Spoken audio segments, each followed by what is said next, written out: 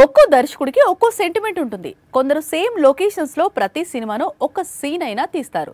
మరికొందరు same music director కావాలి అంటారు. అలాగే తమిళ దర్శకుడు అట్లేకి కూడా హీరోయిన్ సెంటిమెంట్ ఉంది. ఆల్రెడీ వర్క్ చేసిన హీరోయిన్స్ కు మాత్రమే మళ్ళీ మూవీస్ ఇస్తాడు.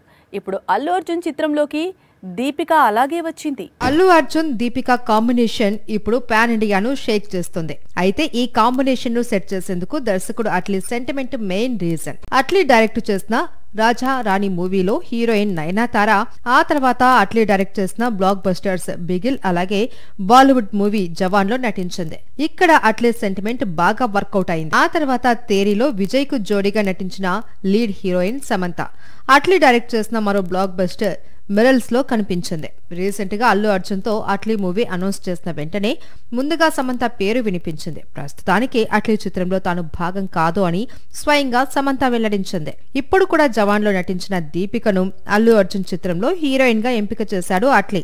ఆ విధంగా తన సెంటిమెంట్ ను అట్లీ రిపీట్ చేసినట్లయింది.